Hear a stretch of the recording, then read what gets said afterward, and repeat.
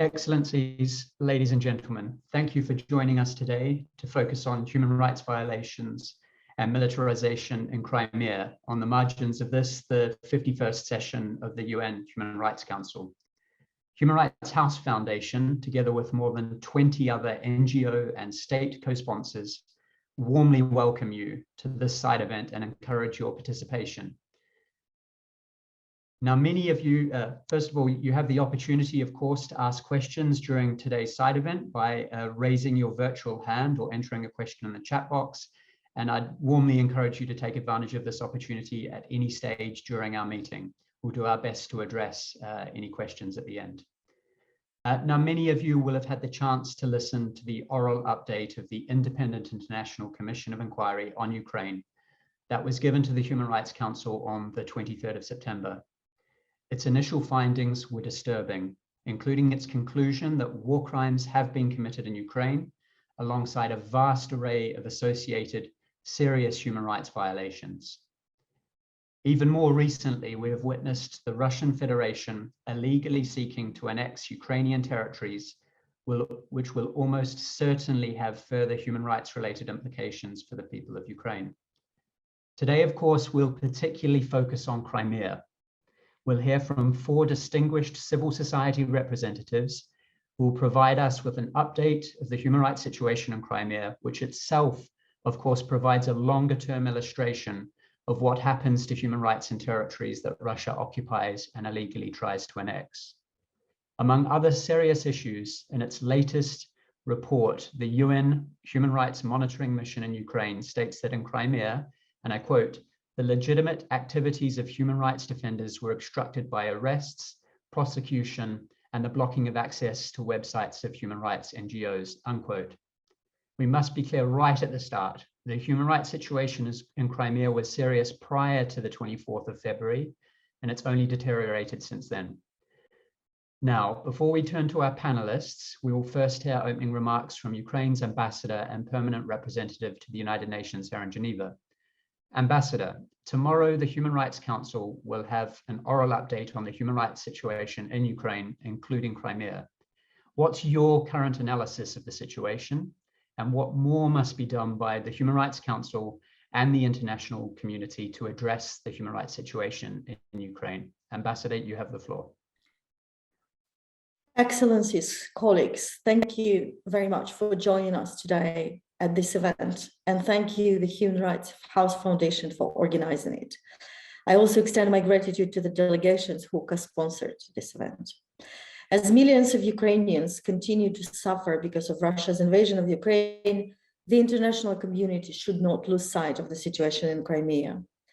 In 2014, the Kremlin regime incited its imperial plans encroaching on Ukraine's sovereign territories. Since then, the world has been witnessing continued human rights violation and systematic undue restrictions on fundamental freedoms on the Ukrainian peninsula, temporarily occupied by Russia. Intimidation, arbitrary arrests, enforced disappearances, killings, denial of the right to peaceful assembly and freedom of speech, to which Russian authorities so willingly resort to suppress opposition also inside their own country.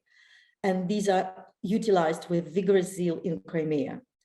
More than 120 citizens of Ukraine remain illegally detained by Russia under politically motivated charges, and this number continues to grow. Since the beginning of Russia's full-scale invasion of Ukraine, the criminal occupying power has issued more than 30 sentences to Crimean political prisoners, the total term of imprisonment of which is already more than 1,100 years. Russia continues the practice of fabricating false cases against Crimean Tatar activists. Last week, first deputy head of the Majlis of Crimean Tatar people, Nariman Jalal, and his brothers, Asan and Aziz Akhmetovs, were sentenced to 17, 15, and 13 years of prison, respectively. Nariman Jalal was detained last year, immediately after returning to Crimea from Kyiv, where he participated in the inaugural summit of the International Crimea Platform. Since then, he and his brothers, Asan and Aziz Akhmetov, have gone through the entire arsenal of Russian repressive methods of pressure, from intimidation and threats to physical torture. I cannot but mention that following Russia's temporary occupied Crimea, at least 44 people became victims of enforced disappearances on the peninsula. 6 of them were found dead. The fate of 15 people remains unknown. Like many other Crimean Tatars and Ukrainians, they did not want to oblige to Russia's attempt to establish rule over their land. Deteriorating human rights situation in Crimea under Russia's temporary occupation is an illustration of what happens to the human rights in the territories that Russia occupies and illegally tries to annex. For the past 8 years, the Russian occupation authorities engaged in a creeping militarization of the Crimean Peninsula. In a blunt violation of international humanitarian law, Putin's regime moved nuclear-capable aircrafts and missiles, increased its arsenal and personnel, while harassing commercial shipping, seizing of Ukrainian vessels, and detaining Ukrainian service members. As it became clear on 24th of February, with its inherent cynicism, the Kremlin was creating a military base on the territories of the Ukrainian peninsula to continue its hideous attempts to grab more Ukrainian land. In the same sardonic manner, following Putin's recent order on a mass mobilization, the occupation authorities are forcing citizens of Ukraine to participate in hostilities against their own state. 90% of thousands of mobilization summonses issued in Crimea are targeted Crimean Tatars. This is yet another example, an attempt of ethnic cleansing of the peninsula, of the indigenous people disloyal to Moscow. Russia provides the systematic policy of oppression of all religious communities not controlled by Moscow, Ukrainian Orthodox Church, Jehovah's Witnesses, and Muslim communities. Ban of the Majlis and systematic oppressions of the Crimean Tatar structures, religious and cultural organizations, as well as media, have ruined the entire system of national institutions of the Crimean Tatars in the occupied Crimea. Russia's actions represent a blatant, systematic, and deliberate violation of its obligation under humanitarian and human rights law. By launching military aggression against Ukraine, Russia has demonstrated overt disregard for fundamental norms and principles of international law, for the world order based on the UN Charter. We have to act jointly and robustly in international organizations to bring Russia to account for its violations, including by isolating Russia until it returns to the tenets of international law and multilateralism. Earlier this council session, the International Commission of Inquiry confirmed that based on the evidence gathered, Russian army has committed war crimes in Ukraine. Now it becomes our common task to ensure that perpetrators and architects of these crimes will not enjoy impunity. Violations of human rights, including those perpetrated in Crimea, violators must be held accountable. Dear colleagues, since the very beginning of Russia's temporary occupation of Crimea, dissenting voices of Ukrainians have never been fully silenced, despite heavy-handed attempts to eradicate them. Starting from 24th February, a wave of fierce anti-war rallies rolled through Simferopol, Yalta, Sevastopol, Bakhchisarai, Kerch, Feodosia, Sudak, Jankoy, Yevpatoria, Alushta, Saki, Simiz, and others. Such campaigns have various forms of expression: individual pickets in the main squares, release of respective video content, posts on social network, distribution of anti-war posters and printed material condemning the actions of the Russian military personnel on the territory of Ukraine, inscriptions on walls, benches, billboards, or private vehicles. We believe that the only possible way to protect the rights and freedoms of all people and citizens residing in the territory of Ukraine and to eliminate the potential threat from Russia's aggressive policy is to restore the sovereignty and territorial integrity of our state within its internationally recognized borders. Ukraine is under attack, but we are not afraid. As our heroic army continues to liberate our territories, raising once again Ukrainian flag above cities and villages, We continue to count on you as we continue our efforts to protect the rights of our people. As we stand together, I am convinced that a day will come and Ukrainian flag will once again raise above our Crimea. I thank you and wish a very fruitful discussion today. Thank you, Ambassador. We're particularly grateful for your time at a busy time in the Council session. You've already touched on many of the key issues that our panelists will almost certainly expand on. Our first panelist is Tetiana Pechonchyk with ZMINA Human Rights Center, an organization that has worked tirelessly to document the human rights situation in Crimea, as well as the rest of Ukraine over many years. Thank you for joining us, Tetiana. Can you begin by describing the general human rights situation in Crimea, including, as you see it, what the key trends are and how the situation might have changed since the renewed invasion in February? The ambassador has already mentioned enforced disappearances that you may want to expand on among other key issues. Tetiana, you have the floor. Thank you, Matthew. Thank you, dear colleagues, for this possibility to talk and to present some recent trends and cases from the occupied Crimea, which is now, to our mind, is somehow overshadowed by the grave situation in the newly occupied areas. But we believe it is important also to keep an eye on the worsening situation in Crimean peninsula.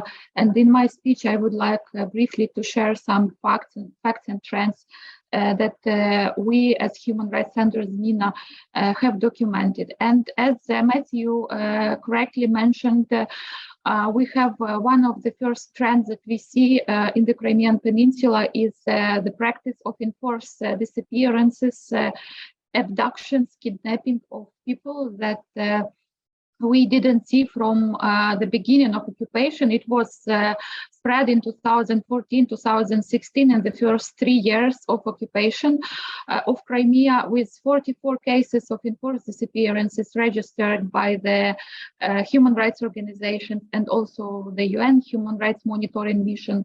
Majority of people who became the victims of enforced disappearances from that time were of Crimean Tatar origin.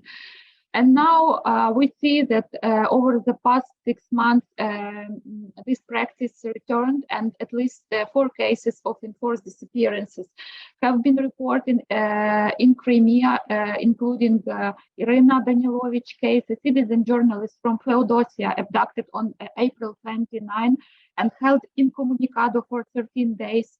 And another person, Emil Emiro, also was later released. But 2 cases, Apaz Kurtamet and Alexei Troyan, the first was abducted on July 23, and the second one was abducted on July 21, when they are still missing, and they both went missing near the administrative border between Crimea and the mainland Ukraine. And also, in addition to it, we have a number of victims of enforced disappearances from the newly occupied territories, especially from Kherson and Zaporizhia region. We document cases in the newly occupied territories, and my NGO has collected over 320 cases of abductions of the active citizens, including representatives of the local self-government, city mayors, village heads, journalists, activists, human rights defenders in the newly occupied areas. And we see that information about some of these people, abducted individuals, is that they might be kept in Crimea. For example, we can speak about at least 4 cases. For example, this is Serhiy Tsihipa, activist, civil society activist from Nova Kakhovka, or Irina Gorbtsova. There are some people released from Simferopol SIZO that saw them in the Simferopol pretrial detention center, but the occupational authorities of Crimea do not officially confirm that these people are in the territory of the occupied peninsula. By this, we saw that the linkage between this armed military, large-scale armed aggression to Ukraine and between newly occupied territories and some people that are or might be kept in the territory of the occupied Crimean peninsula. Peninsula. Another trend that we see is the growing persecution of lawyers, journalists, and other human rights defenders on the Crimean Peninsula. For example, in May, 4 Crimean Tatar lawyers were detained, and later they received fines and administrative arrests. For example, Adam Semidlayev received fine, and Nazim Sheikh-Mambetov, Aider Azamatov, and Emine Avamileva received administrative arrests from 8 till 5 days. Also, in July, 3 Crimean Tatar lawyers were deprived of their status and legal opportunity to practice as human rights lawyers, including Lila Hamaji, Rustem Kemilev, and Nazim Sheikh-Mambetov. Additionally, we see the growing number of the political prisoners in the occupied Crimean Peninsula. We have now information about at least 140 political prisoners, Ukrainian, who are held in detention facilities in the Crimean Peninsula or who are transferred from Crimea to the territory of the Russian Federation due to fabricated criminal charges. And out of these people, at least 18 political prisoners were imprisoned after Russia's large-scale invasion of Ukraine. And also every 10th of political prisoners is imprisoned due to journalistic activities. We have in our list 14 journalists or citizen journalists who are kept in detention for conducting journalistic activity, but illegally they are refused. Legally they have these terms for conducting extremistic or terroristic activities. And 2 of them, Irina Danilovich and Vilente Mariano from the Crimean Solidarity Group, were imprisoned after the Russia's large-scale invasion into Ukraine. Also, the violations of freedom of religion or belief are continuing with growing numbers of political prisoners, as it was mentioned, from Jehovah's Witnesses community, from Crimean Muslims and other religious groups. And also a new trend is the persecution of pro-Ukrainian and anti-war views, with at least 112 people in Crimea who have been brought to administrative responsibility in court for so-called discrediting the activities of the Russian troops. So having this grave situation in the occupied peninsula of Crimea, we call all the countries to strongly and collectively condemn the convictions of political prisoners with trumped up criminal cases, and also to call Russian Federation to free all the political prisoners, including citizen journalists, activists, and human rights activists. Thank you. Thank you, Tetiana. Our next panelist is Mariia Sulialina with Almenda Center for Civic Education. Mariia, Tetiana has already mentioned some of the most pernicious human rights violations, and we know, for instance, that they're occurring in an environment of propaganda and disinformation that is used by the Russian Federation. What role does propaganda and disinformation play in Crimea, and how does this relate to attacks, not just on Ukrainian identity, but more specifically on the human rights situation in general? Mariia, you have the floor. Dear Matthew, dear Ms. Ambassador, dear colleagues, thank you for participating in this event and the possibility to bring more attention to the situation in Crimea. Talking about propaganda, we see that Russian Federation is trying to create a different reality in the minds of Ukrainians who are staying in occupied Crimea. One of the most powerful tools used for this purpose is education. First of all, it's obligatory for all children who are living in Crimea, and secondly, it affects most vulnerable minds, which children definitely are. In occupied Crimea, education is used to support the war, to militarize children, and to destroy Ukrainian identity. This is not the new trend. This is happening for more than 8 years. What is new is the scale of intensity, which increased dramatically after the full-scale invasion. And also that the same approach which we see in Crimea and about which I will talk more specifically during my intervention, is using on recently occupied territories of Kherson and Zaporizhia region. Since the beginning of the full-scale invasion on the occupied territories, the Russian Federation began to involve children in schools in action supporting the so-called special operation. This includes flash mobs, street actions, and school actions such as Letter to a Soldier, which was attended by children of younger grades who are only 6-7 years old. Another frightening thing is that now in schools in the occupied territories, children meet with the Russian military, participants of the so-called special operation. Ukrainian children are not only convinced of the righteous mission of the Russia, but also set against the Ukrainian military, which according to Russian polemics, abuses the civilian population and the one who commits war crimes. In addition to this, Russian Federation continues the militarization of children. For all these 8 years in occupied Crimea, Russia has been teaching children to defend the homeland with weapons in hand.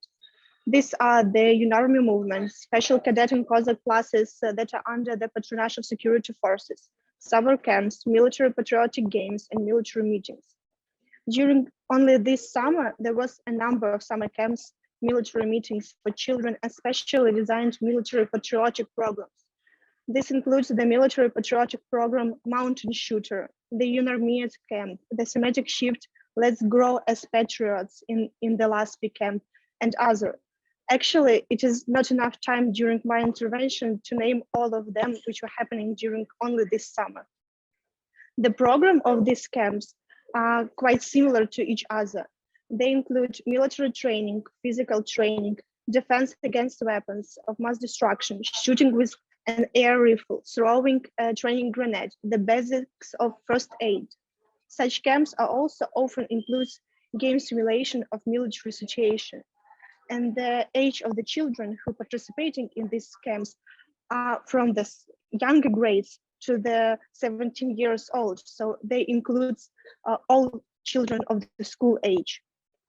In addition, on September the 1st, Crimean school held a compulsory lesson for 10-11 grade students on the topic, there is such a profession to defend the homeland, advantages of contract service in the armed forces of the Russian Federation. Messages which were spread on this lesson has signs of recruitment to the Russian armed forces. De facto, now we see that Russian Federation trains children in the occupied territories to become soldiers who know how to handle the weapon and know the basics of military service, and which Russia can potentially involve in an army operation at any moment. And let's be honest with each other, there is absolutely no guarantee that Russia will not do so. And the last point from me for now, Russia now uses all possible tools to destroy Ukrainian identity of children, not only in occupied Crimea, but also in other occupied territories. I will not focus on repeating things which we were talking about for all these years, that there is no opportunity to study native language, to learn history of Ukraine, or basically just to have access to education without propaganda. I will only stress what have been added to this. We see now that there are changes in school books and in school programs, which aimed to convince children in Ukraine that Ukraine is an artificially created state. School program in the occupied territories now includes weekly classes, conversation about what is important, which should take place every Monday in all schools. The classes are designed to promote the patriotic education of children and to spread Russian propaganda narratives. Only on September 12th, as part of these classes, lessons dedicated to the so-called special operation of the Russian Federation on the territory of Ukraine were held for all middle and high school students. One of the latest news is that the Ministry of Education of Russian Federation will introduce an additional educational course, Russia, My History, in high school. Sergei Kravtsov, Minister of Education of Russian Federation, said about this, quote, I am sure that today's events relate to the end of the 8-year war waged by Kiev regime against the Lugansk and Donetsk People Republics will also take their rightful place in this course, end of quote. De facto, we see that The denazification plan implemented by Russian Federation is essentially a plan to destroy the Ukrainian nation, and education plays one of the critically important role in this. This is why we believe that special attention should be paid to the use of education system for propaganda, the destruction of national religious culture and linguistic identity, and de facto, the training of silent soldiers. Thank you for your attention. Thank you, Mariia, and I'm sure we'll come back to the topic of education, particularly in recommendations and answers to questions at the end. Our next panel is Volodymyr Chekrygin. Next panelist, rather, is Volodymyr Chekrygin with Crimean Human Rights Group. Volodymyr, over the years, the UN General Assembly has, of course, focused on the militarization of Crimea through a resolution process. Mariia, of course, has just described the situation, particularly in relation to children. My question to you is, how has the more widespread invasion of Ukraine by Russia affected the militarization of Crimea? And how has this impacted the human rights situation more generally? Volodymyr, you have the floor. Thank you, Matthew, and all the listeners for the possibility to speak about the Crimea. Ignoring United Nations resolutions on Crimea, Russian Federation from the very beginning of the occupation started to develop Crimea as a military base, transferring their warships, armored vehicles, nuclear-capable aircrafts, missiles, and building military infrastructure, including the Crimean Bridge. As you know, Crimea was used to attack the southern parts of Ukraine, and the military equipment from Crimea, which took part in the further occupation of Ukraine, was marked with the letter Z, which became the symbol of the Russian aggression. Since February 24, about 800 different cruise missiles were launched from the occupied Crimea and the Black Sea. They destroyed hundreds of civilian objects, schools, universities, hospitals, and caused numerous deaths and injuries. At the same time, Russian Federation used the civilian infrastructure inside Crimea. For example, significant part of the premises of at least 3 Crimean hospitals in Armyansk, Krasnoperikopsk, and Pervomaysk are used for the needs of military hospitals. Residents of these towns are deprived of the full-fledged healthcare. And in addition, it's known about the case of seizure of a private agricultural facility by the Russian military to use it as ammunition depot. Violating Fourth Geneva Convention, the Russian Federation conducted already 15 military drafts of male Crimean residents. In 2021, 6,000 persons were drafted, and this year the military commissar of Crimea refused to announce plans for the conscription campaign. Since 2015, the Russian occupation administration has already drafted at least 37,000 residents of Crimea in total into its armed forces, and some of them were involved in hostilities against Ukraine. Also, according to the statement made by the so-called head of Crimea, Aksyonov, in summer, at least 1,200 persons were sent from Crimea to frontline as volunteers, and 2 more battalions were being prepared.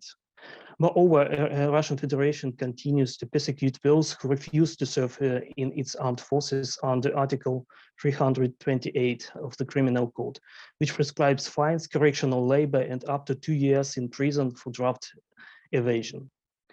As of September 11, the Crimean Human Rights Group registered 397 criminal cases under this article, and the number of such cases increases from year to year. We had 81 cases in 2020, 112 last year, and at least 103 for the first 8 months of the current year. It should be noted that not all the cases are available on Crimean courts' websites after the full-scale invasion, and access to some government websites have become inaccessible in Crimea, which makes our work even more difficult. On the other hand, Crimean's human rights website was blocked as we didn't follow the Roskomnadzor order to delete publications related to the forced conscriptions of the Ukrainian citizens in Crimea. Websites of some other human rights NGOs which focus on Crimea, including my colleagues who are speaking today, were also banned. Multiple Ukrainian and foreign media outlets on popular social media networks have been blocked in Crimea as well, especially after February 2022. This ban seriously restricted the right to freedom of expression and significantly limited the freedom to seek, receive, and impart information and ideas in Crimea.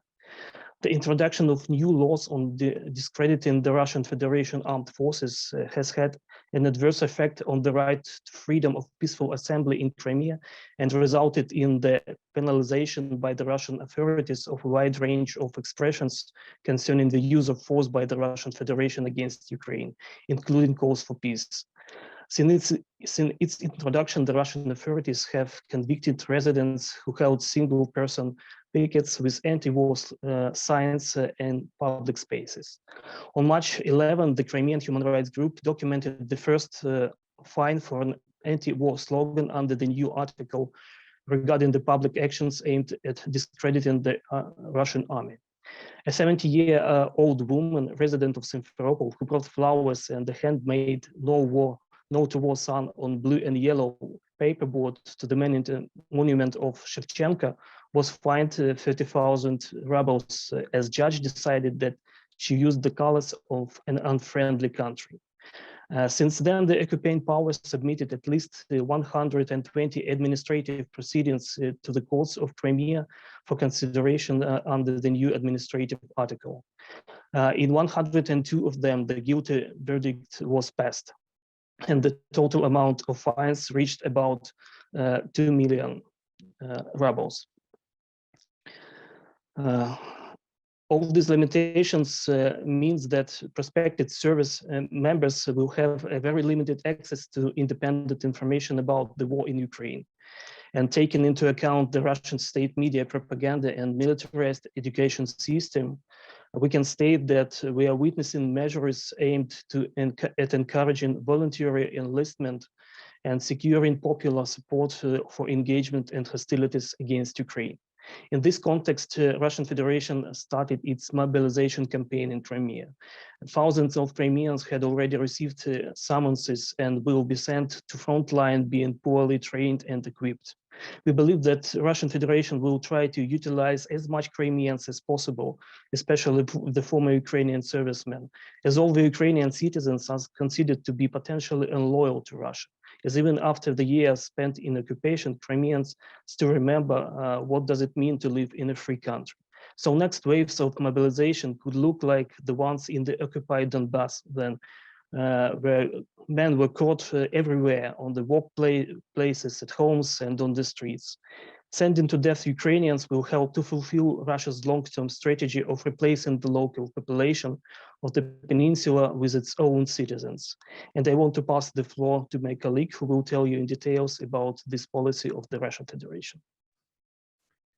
Thank you, Volodymyr. And in fact, of course, our next panelist is also our final speaker. So I want to use this opportunity just to remind you, if you want to ask a question or make a statement, now would be a good time to raise your virtual hand or to use the chat box and indicate your desire.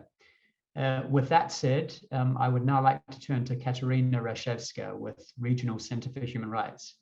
Kateryna, delegations in the past have requested further information about demographic change in Crimea and the illegal transport, particularly of Ukrainian children back to Russia, and in some cases, even their illegal adoption. Mariia earlier mentioned child rights related issues. Can you further expand on these issues for us today? Kateryna, you have the floor. Thank you, Matthew. Your Excellencies, I am very grateful for your presence and for abiding interest in the Crimean issue. Today, I would like to present to you the main vectors of the policy of forcible change of the demographic composition in Crimea and the relevance of the latter to the actions that the Russian Federation has been carried out since the large-scale invasion of the newly occupied territories.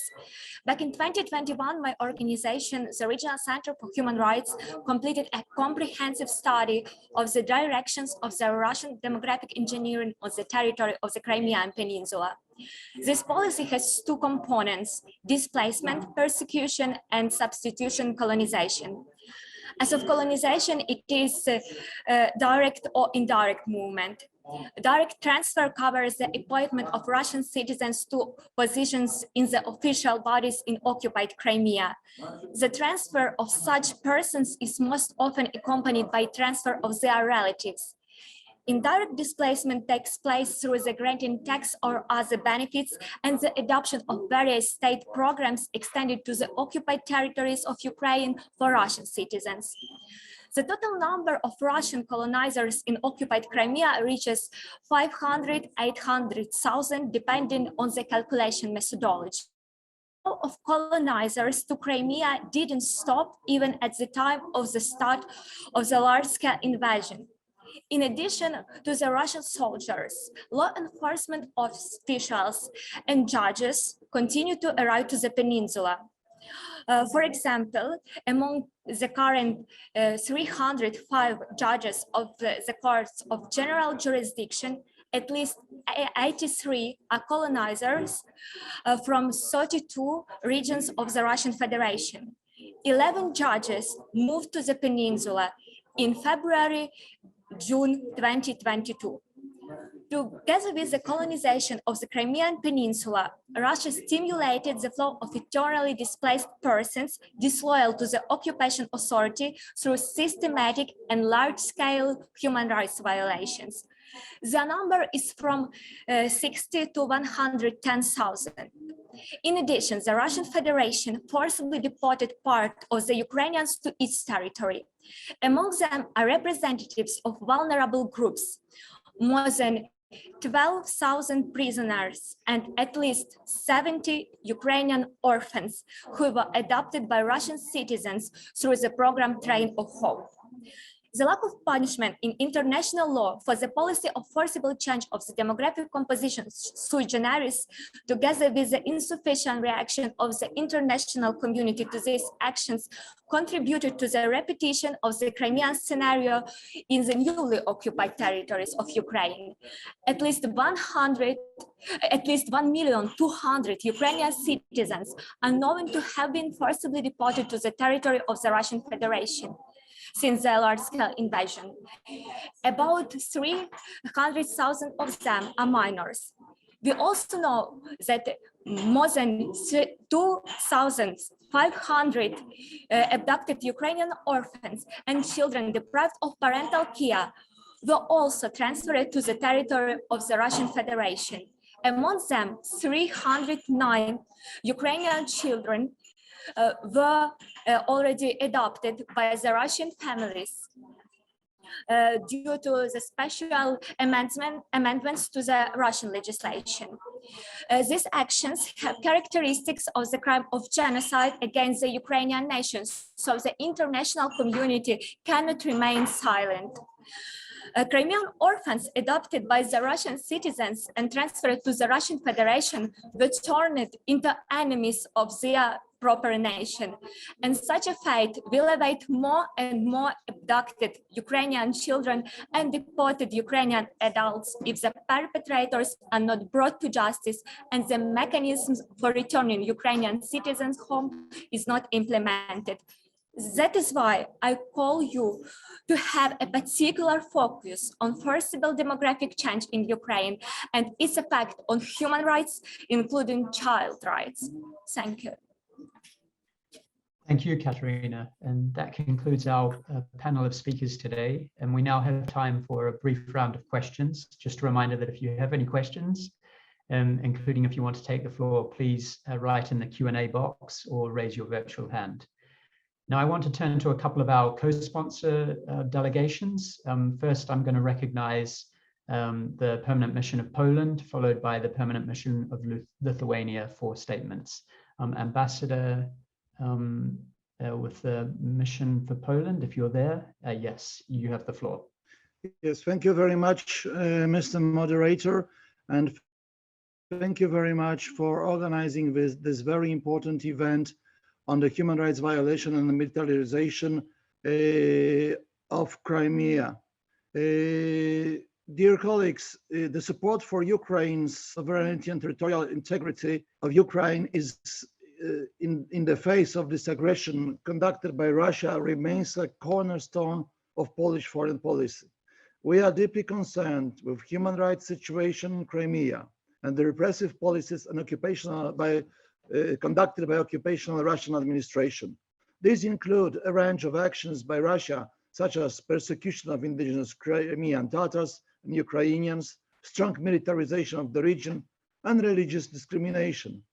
The dire pattern of enforced disappearances, ill treatment, and unlawful detentions of Crimean residents has become a traumatic reality for the inhabitants of the peninsula since 2014. The actions taken by Russian Federation occupational administration have been in complete contradiction with the provisions of international law. Concerning tendency visible in Crimea since the beginning of the Russian full-scale military aggression against Ukraine regards inter alia application of draconian Russian legislation penalizing actions of criticism of the Russian Federation and its forces.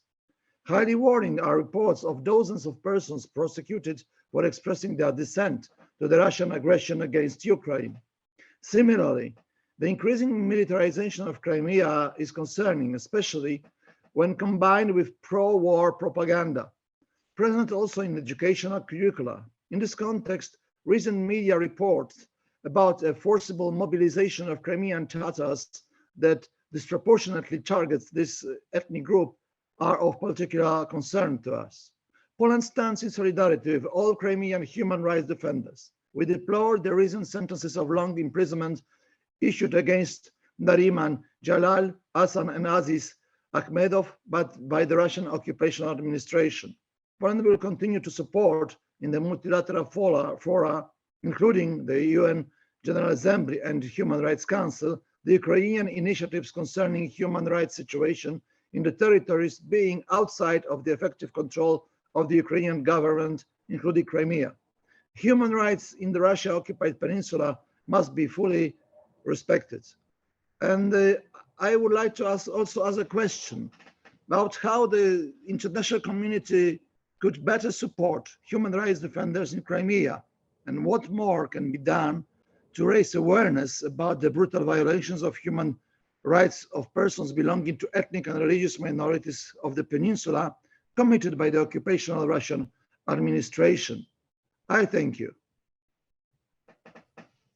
Thank you, Ambassador. A very important couple of questions that we'll come to shortly. I'd now like to turn to the permanent mission of Lithuania, and Ambassador, if you're with us, you have the floor. Thank you, and thank you for the organizers of this event, and thank you for the presentations, which are highly informative, and they give us much more additional food for thought, and maybe also for actions. And because situation, in our view, situation of human rights in Crimea, city of Sevastopol, and temporarily occupied by the Russian Federation is further deteriorating. This is one thing that we want to especially emphasize, that this dynamic that takes place, and arbitrary detentions and reported instances of torture, ill treatment, forced relocation, and discrimination of Crimean Tatars, continuous restrictions of fundamental freedoms of expression, religion, assembly, they continue, and these violations cannot be tolerated, and they must stop immediately.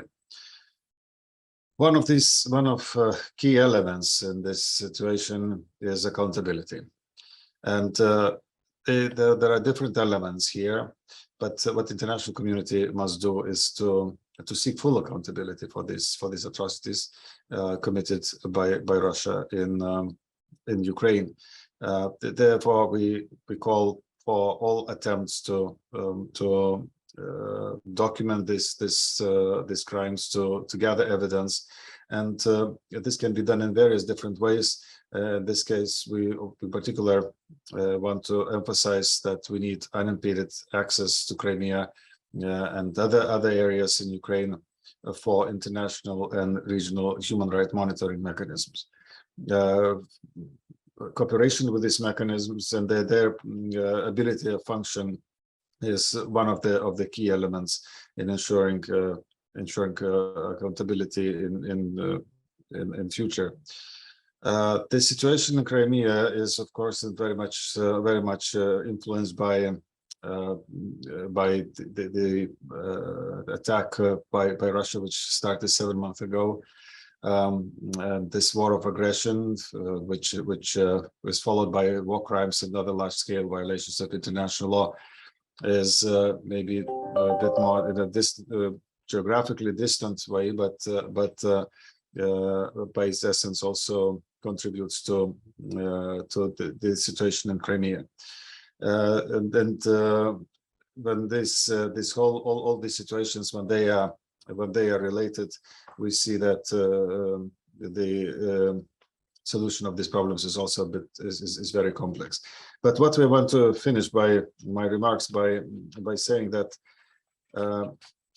we of course reiterate full support to the sovereignty, territorial integrity, and of course independence of Ukraine, and we deeply believe in its democratic future. And what is for us very certain is that Crimea is Ukraine. Thank you. Thank you, Ambassador.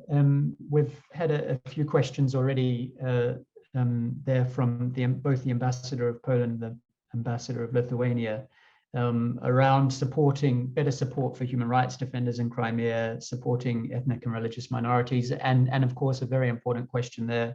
And I want to turn to you, Tetiana, particularly on accountability and cooperation with accountability mechanisms. I know your organization is really at the forefront of kind of pushing for accountability, working with the variety of different mechanisms, including the Commission of Inquiry. How you see cooperation with the accountability mechanisms. And I just pick up too, you mentioned a number of specific cases in your initial intervention. I know delegations often want to raise and to flag specific cases in their interventions at the Human Rights Council. Of course, they will have the opportunity tomorrow during the interactive dialogue on Ukraine, but there are also other opportunities for raising individual cases. I wonder in your concluding remarks and in providing your recommendations, you'd also just provide information on how delegations can get further information on some of the cases that you've mentioned earlier. I give you the floor. Thank you, Matthew. For us, it's obvious that the human rights situation in Crimea can be improved only with the occupation of the Crimean peninsula. That is why it is a key issue, and that's why civil society of Ukraine, including our organization and partner organizations, are actively participating in the expert network of the Crimean platform, and we do hope to see the delegations, parliamentary delegations of many countries in Zagreb, where in October, on 25th of October, there will be a parliamentary dimension of the Crimean platform, and the day before it, on 24th of October, we as civil society arrange a lot of different panels, events. We will bring there the photo exhibition of those correspondents from Ukraine who were banned to go to Crimea, those pictures that they made while it was still possible for them to visit Crimea. And we also welcome the dialogue with civil society on the margins of the Crimean platform event. And also coming back to the questions that were asked, first of all, I think it's very important to insist the possibility for human rights defenders, human rights lawyers, journalists to operate in Crimea. Just a few also examples from our experience I didn't mention in my speech is that our website of the Human Rights Center, ZMINA, was blocked by Roskomnadzor in the end of April this year in the territory of Russian Federation and occupied territories, including Crimea. And we already sent a complaint to the European Court for Human Rights based on this ban. And also our partners from the Crimean human rights group were recognized as non-desirable organization in Russia. So it's a clear examples of the attitude of the Russian Federation to the work of human rights defenders and journalists. I think it's very important when we speak how the international community can better support human rights in Crimea, also to raise the issue of political prisoners, not only demanding Russia to release them, but also to raise it in the negotiations with Ukrainian side. It's very important. We have now a lot of hostages, a lot of prisoners of war. Thousands of Ukrainians now are detained in the Russian Federation prisons or in the newly occupied territories. And as for the moment, we have since after 24th of February, there were 24 exchanges conducted and 808 Ukrainians were released.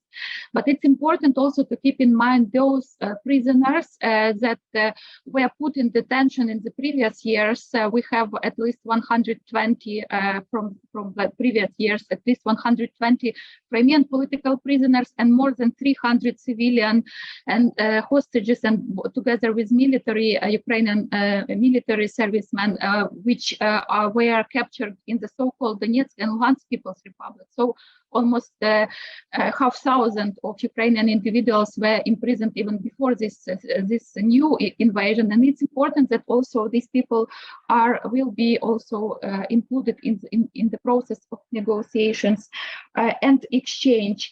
And also when it comes to the accountability mechanisms, it's important to support the work of the International Criminal Court, of course, and the UN Commission of Inquiry, but we also insist on the establishment of the special tribunal on the crime of aggression. Because the crime of aggression, the start of unprovoked war, which began in 2014, is the reason of all these atrocities and grave human rights abuses, war crimes, crimes against humanity that are happening now. That's why we are very grateful for those countries that already expressed their willingness to support the establishment of such a tribunal, and we call other countries also to support this idea, because I think it's a core issue, this unprovoked war, and we really need to work together on the issue on the crime of aggression. Thank you. Thank you. I'll next turn to Mariia. We heard earlier from you, Mariia, in relation to the education system and the propaganda that's being used in children's school textbooks, the kind of the background narrative and disinformation campaign that's happening in the background that helps to compound and enable a lot of the human rights violations that we're seeing in Crimea. It's not always easy to give, of course, recommendations in this area, but I wonder if you could just draw out some of the recommendations for colleagues, particularly, with respect to the Human Rights Council, and particularly when we're thinking about education and how we can be better. I mean, know that the Polish ambassador mentioned better supporting human rights defenders and ethnic and religious minorities, but also supporting children and children's rights in Crimea. I wonder if you could just explore that and some recommendations for us. You have the floor. Thank you, Matthew. Thank you, colleagues, for questions. First of all, I want to agree with Tetiana and stress that all these kind of violation about which we are talking about now could be really stopped only after the occupation of territories of Ukraine and the occupation of Crimea. Meanwhile, it is also important to pay appropriate attention to the use of education system for propaganda and destruction of the national identity. This is why for us it's important that the persons who are accountable for creation this system will also see accountability now and after the end of this war. In the context of this, it is important to impose personal sanctions on the heads of educational leaders who introduce this militarization and destroy Ukrainian identity through educational system. And this is also important to impose personal sanctions on the heads of the Crimea Patriotic Center, UNARMY, and other organizations who are actually the ones who providing this militarization and destroying of identity in Crimea particularly. Another thing when we are talking about the support of international community, for us important to continue to monitor and document human rights violation, war crimes and crimes against humanity in occupied Crimea, and include them in regular reports on human rights situation in Ukraine. Another thing, it is important for us that UN have stronger focus on the issue of propaganda and building on the standards that were adopted in the resolution at the 49th sessions of the Human Rights Council. And the last thing, now we know that there will be votes for the resolutions. So in these resolutions, it's also important to stress the role of education on the occupied territory, which we actually see is quite strong and actually built this ground for Russia to continue these war crimes, which is Russia continues right now in Ukraine. Thank you. Thank you, Mariia. And of course, there are also two resolution processes almost certainly at the UN General Assembly coming up. First at the Third Committee, and delegations, of course, will have colleagues in New York working on those resolution processes. And I'm sure they'll take your message of the importance of education to heart in relation to those resolution processes. Next, I'll come to Volodymyr for some final comments. Your organization has obviously worked very closely with Crimeans over many years, Volodymyr. Crimean Human Rights Group. You have these good, strong relationships with people on the ground. One of the questions we've had, of course, is how can we better support ethnic and religious minorities? They're two groups that I know your organization has focused quite extensively on in terms of their human rights. I wonder if in your concluding remarks and your recommendations, you could particularly give recommendations in relation to support for ethnic and religious minorities. You have the floor. Thank you, Matthew. Unfortunately, I think that this situation, this full-scale invasion of Ukraine is a result that for those years, there was a kind of a silent agreement in the world community on the occupation of Crimea. And all these two resolutions, of course, they're important, but they were supported by only 70 countries, which is definitely not enough to show the real support. Like it was, for example, with the first General Assembly resolution on territorial integrity of Ukraine. And that's why it's very important this year to support these resolutions because as for me, being neutral this year means to be on the evil sides. And being neutral led us to the threat of nuclear war for now. And that's why world community can't be neutral anymore. So the support of these two resolutions will be also crucial, also for the support of these minorities. And they should be mentioned there, and international community, of course, should support human rights defenders inside Crimea and those who continue the work on monitoring human rights violations and war crimes in Crimea. Thank you.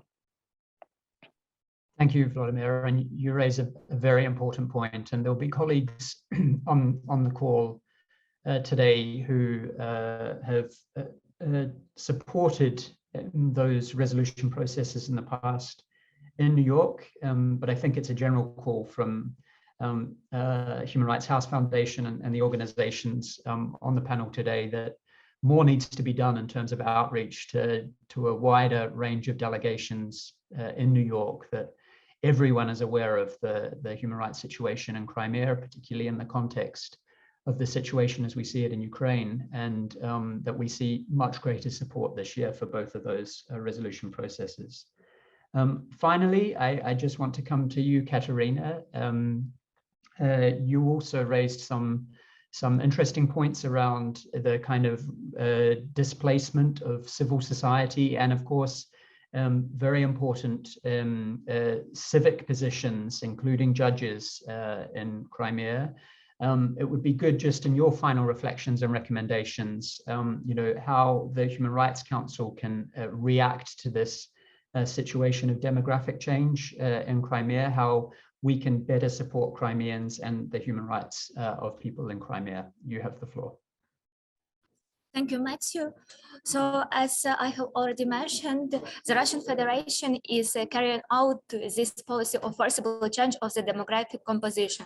So that is why me personally and the Regional Center for Human Rights, we encourage the Human Rights Council members to establish the position of special rapporteur on this issue, on the issue of forcible demographic changing, and also on the issue of the eradication of Ukrainian national identity, both on the peninsula, on the occupied peninsula, and also on the newly occupied territories.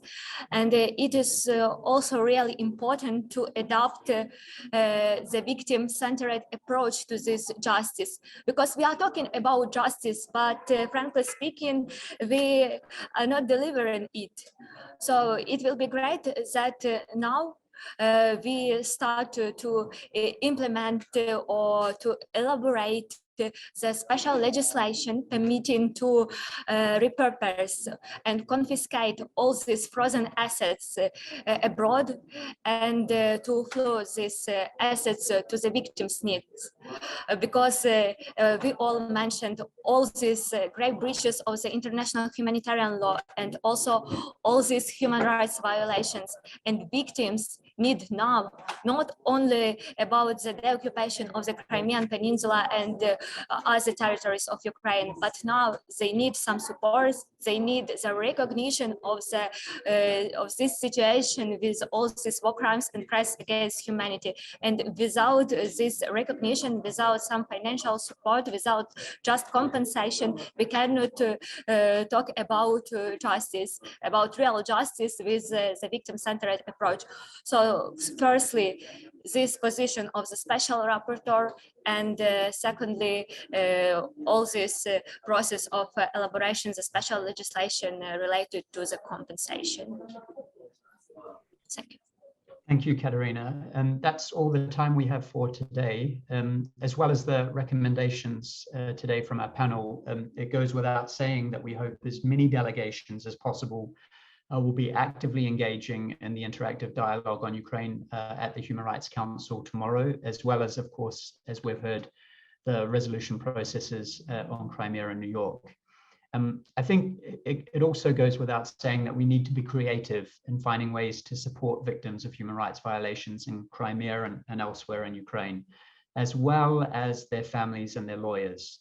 In that regard, the panelists and their organizations stand ready to assist delegations with further information and advice. And so please do reach out to us if you would like to follow up in any way.